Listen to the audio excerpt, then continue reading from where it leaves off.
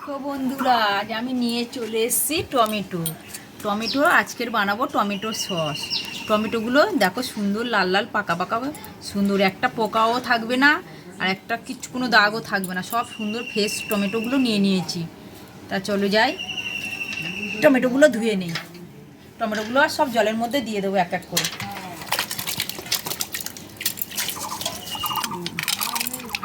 টমেটোগুলো সুন্দর করে এরকমই গাঢ় নোংরাটা পুরো সুন্দর করে এরকম ডলা ডলা দিয়ে ধুয়ে ফেলে দিতে হবে, দিয়ে এই মোটাগুলো সুন্দর করে ছাড়িয়ে নিয়ে নেব। দেখছো এখন তো টমেটোর সময়, দামও কম, তা বাজার থেকে কিনে আর সস খেতে হবে না। খুব কম উপকরণ দিয়ে সস বানানো যায়। এখন তো টমেটোর দামও কম, কত সুন্দর করে মোটাগুলো ফেলে পরিষ্কার করে ধুয়ে নিচ্ছি দেখো।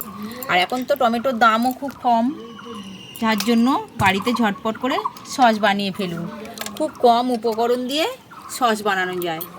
আজ আমি সস বানাই, প্রথম থেকে লাস্ট পর্যন্ত ভিডিওটা পুরোটাই দেখতে থাকুন আমি কেমন করে সসটা বানাই খুব কম উপকরণ দিয়ে।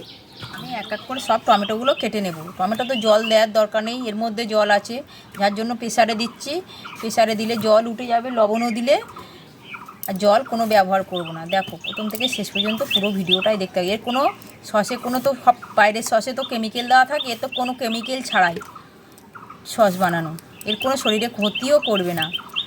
খুব সহজ পদ্ধতিতে সস বাড়িতে বানিয়ে ফেলুন। টমেটো সব কেটে নিয়েছি, দু ফালি করে নিয়েছি টমেটোগুলো, বুঝছো। এবারে একটা পেঁয়াজ দিয়ে দিয়েছি, একটা পেঁয়াজ কেটে নিয়েছি, দিয়ে দেবো টমেটোর মধ্যে।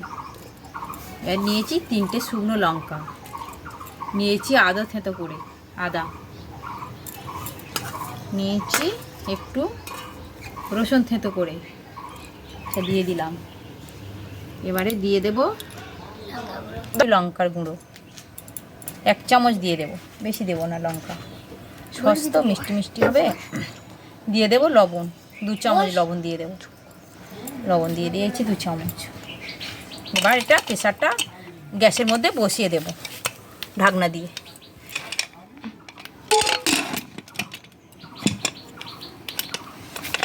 আমি তো 2টো সিটি মেরে নিয়েছি প্রেসারে দিয়ে, এবার প্রেসারটা খুলে দেখাবো।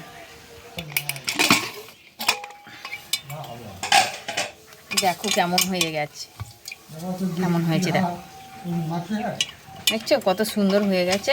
এবার এটা ঝাঁঝরির মধ্যে দিয়ে ঢেলে নেব পরিষ্কার করে, এর মধ্যে দেব, যাতে খোসা দানাগুলো যাতে না পড়ে, তার জন্য ছেঁকে নিতে হবে। দানা তো দেওয়া যাবে না এর মধ্যে।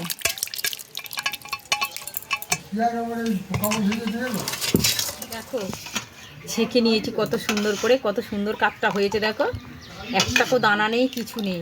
কড়ার মধ্যে ঢেলে দেবো, আমি কড়ার মধ্যে ঢেলে দিচ্ছি। কত সুন্দর তো কালার তো এসছে, আর দেখো একটা বীজও নেই আর খোলাও নেই, কিছু নেই। কড়ার মধ্যে ঢেলে দিচ্ছি। এবার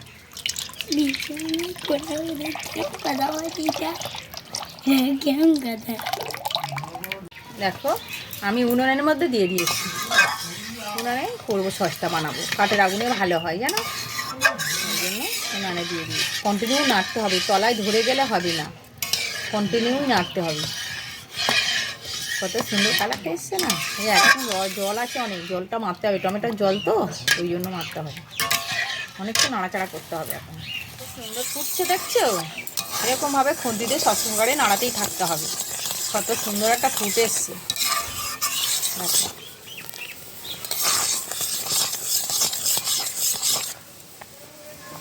কত সুন্দর এসছে না। চিনি দিয়ে দেবে, তোমরা তোমাদের স্বাদ মতোই দেবে। যে মিষ্টি কম খেতে চাও কম মিষ্টি দেবে, আর যে একটু মিষ্টি বেশি খেতে চাও সেরকম পরিমাণ মতো দেবে। তা আমি আমার এই পরিমাণ মতো একটু মিষ্টি দিচ্ছি, দিয়ে এবারে নাড়াতেই থাকবে।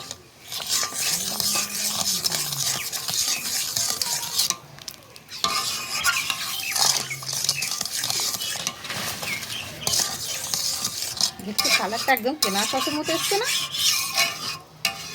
কেনা সসের মতো এসছে দেখো। এবার আমি ভিনিগার দেব। আমি 2 কেজি টমেটো দিয়েছি, 2 কেজি টমেটোর মধ্যে দিয়ে দেবো 1 মুঠি দিয়ে দিলাম ভিনিগার, আর 1 মুঠি আর একটু দিয়ে দিলাম সামান্য।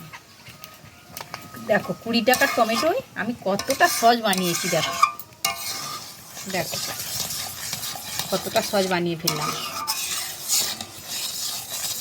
ভিনিগারটা দিয়েছি তো একটু নাড়াচাড়া করতে হবে আগুনের মধ্যে।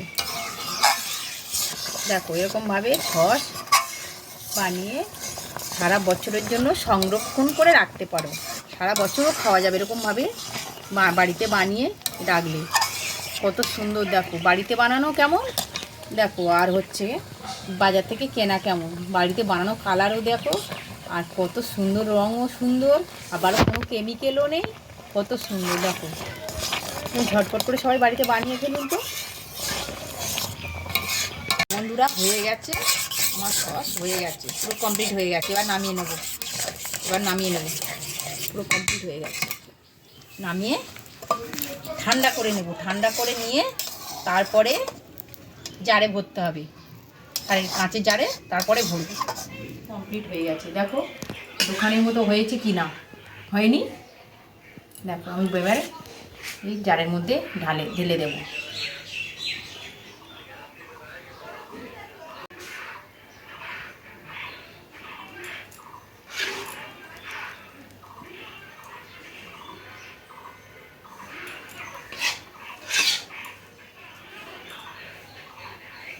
বন্ধুরা আমার সস তো কমপ্লিট হয়ে গেছে। এখন তো টমেটোর দাম তো খুব কম, বাচ্চা বড় সবাই তো কার পছন্দ এই সস। আর বাজার থেকে কেনা সস তো অনেক কেমিক্যাল দেওয়া থাকে, তাই চাউমিন পকোড়া রোল সবার সাথেই সস পছন্দ। তাই ঝটপট করে এই সসটা বাড়িতে বানিয়ে ফেলুন। আমার ভিডিও ভালো লাগলে লাইক কমেন্ট ও বন্ধুদের কাছে বেশি বেশি করে শেয়ার করে দেবে। চ্যানেলটি নতুন হয়ে থাকলে চ্যানেলটাকে অবশ্যই করে সাবস্ক্রাইব করে আমার পাশে থাকবেন।